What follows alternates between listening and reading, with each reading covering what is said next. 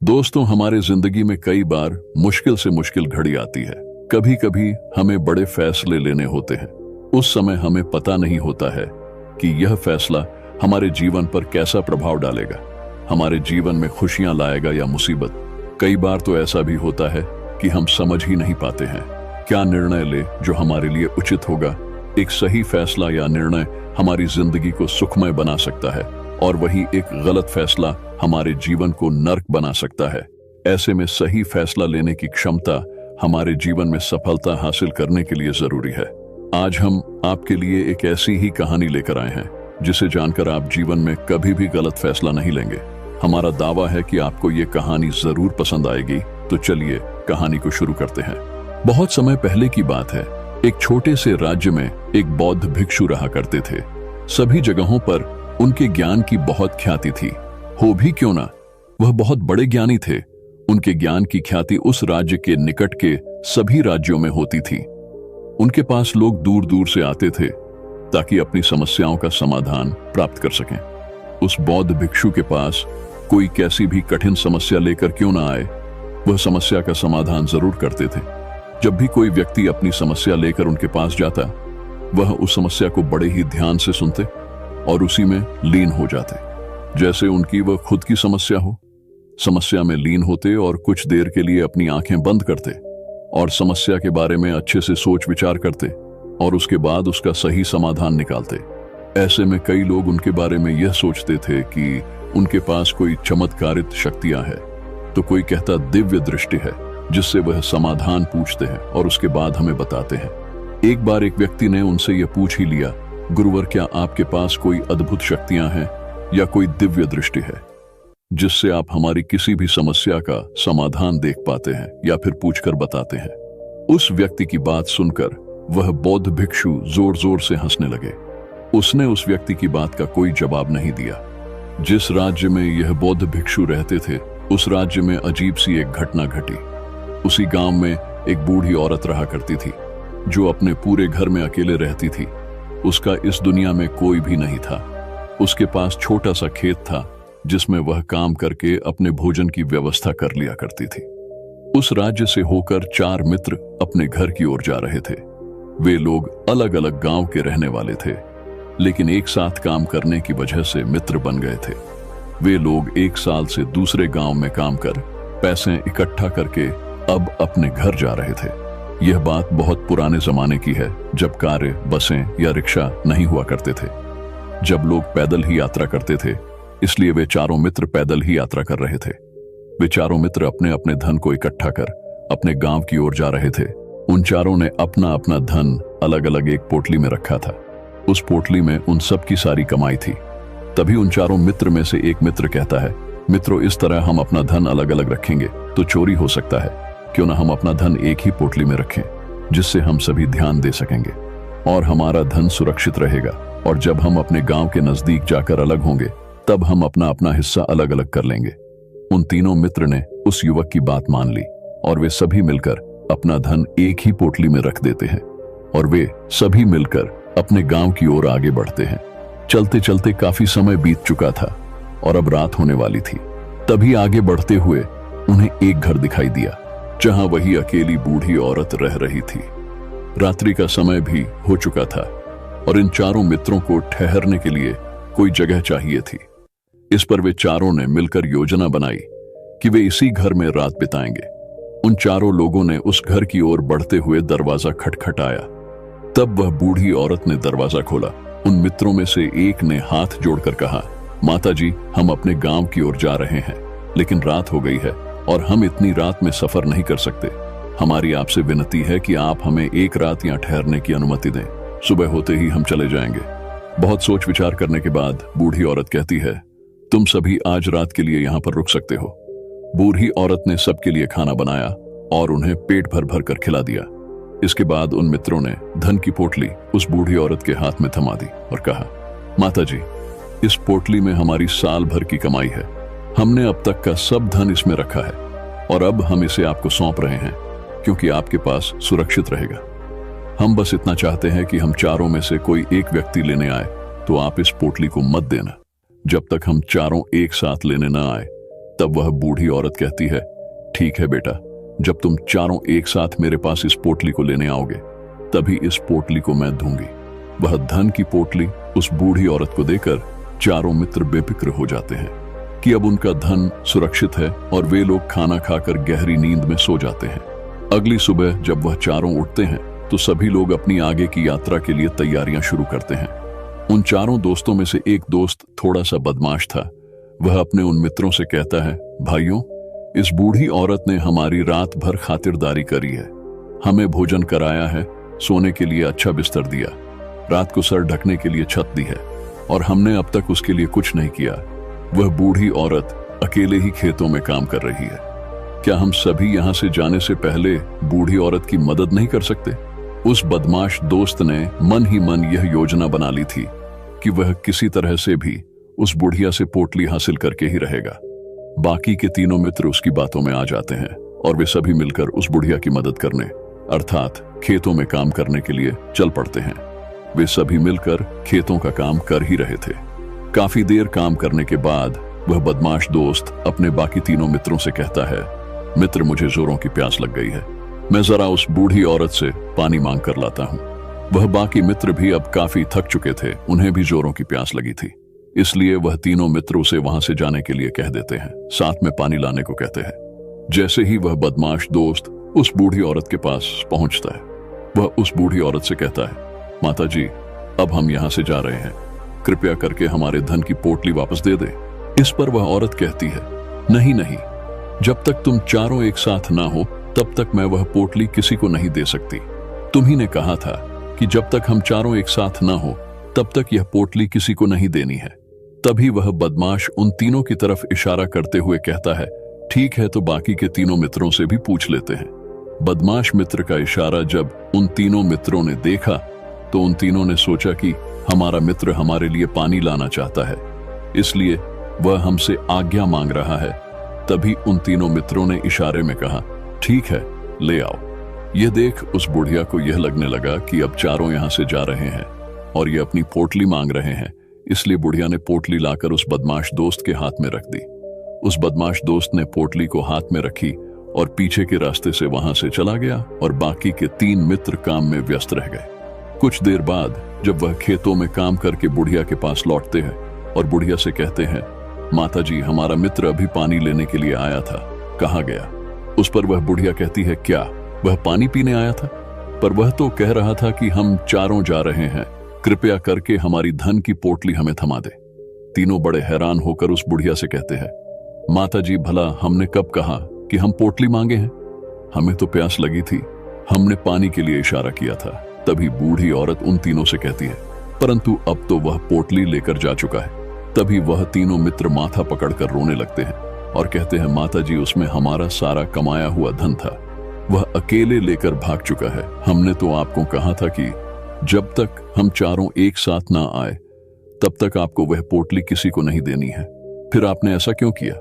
इसमें तो सरासर आप ही की गलती है। हमने आपको उस पोटली की हिफाजत के लिए दिया था और आपने उसे एक ऐसे हाथ में दे दिया जिसने हमारा सारा धन लूट लिया। हम बर्दाश्त नहीं करेंगे, हम राजा के पास जाएंगे और राजा से आपकी शिकायत करेंगे, न्याय की मांग करेंगे। अब तो इस बात का फैसला राजा ही करेंगे।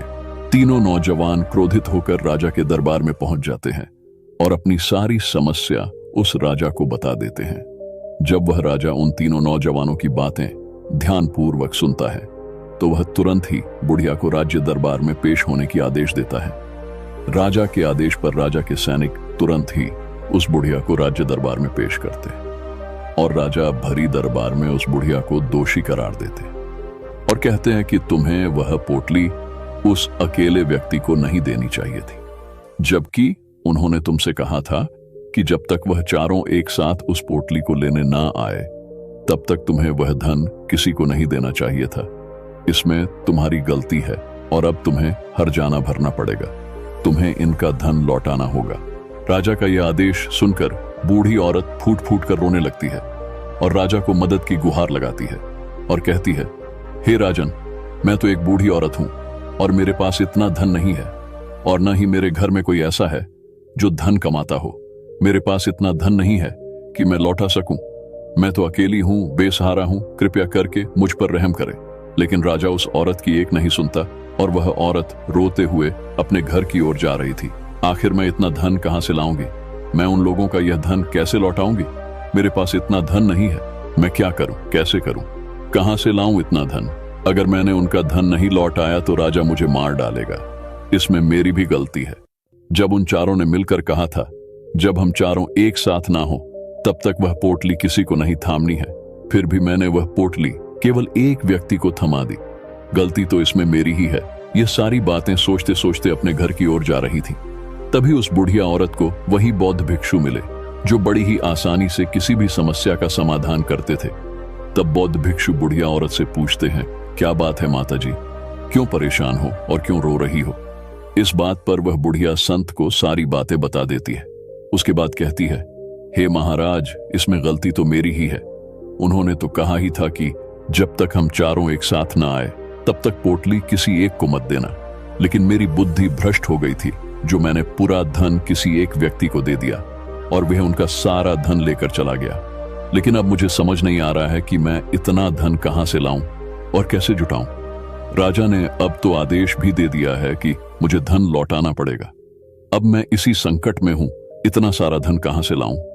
वह भिक्षु उस बूढ़ी औरत से कहते हैं, माता जी तुम रो मत, मैं कोई ना कोई रास्ता निकालता हूं।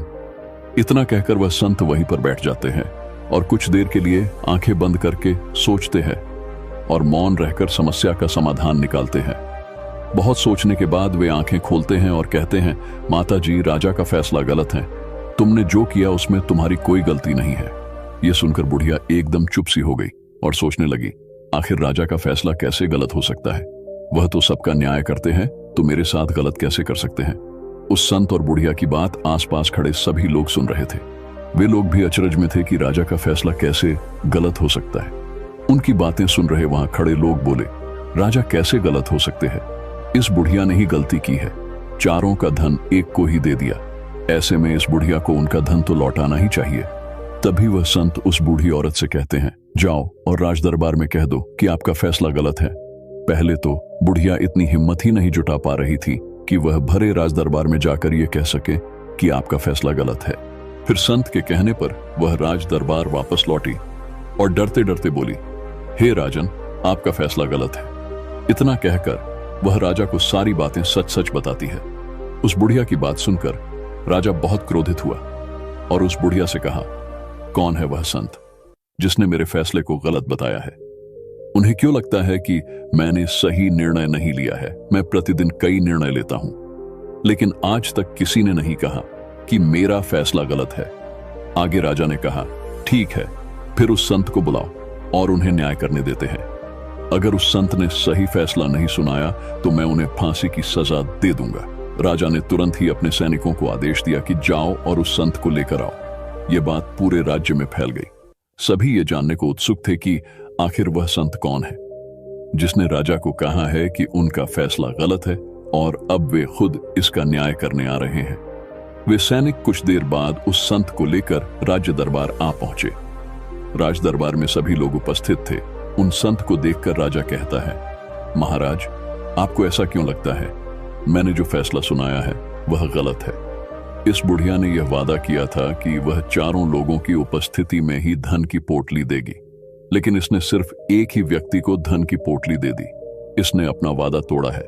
इसे एक व्यक्ति को धन नहीं देना चाहिए था। अब इसे बाकियों का धन लौट आना पड़ेगा। वह उनका सारा धन लेकर भाग गया तो इसमें इसकी गलती हुई ना। अब इस बूढ़ी औरत को ही बाकियों का धन लौट आना पड़ेगा, तो भला मेरा फैसला गलत कैसे हुआ? इसके बाद बौद्ध भिक्षु बड़ी विनम्रता से कहते हैं, हे राजन, यह आपका फैसला था, लेकिन मैं आपसे कुछ कहना चाहता हूं। इस पर राजा कहता है, ठीक है, कहिए, आप क्या कहना चाहते हैं?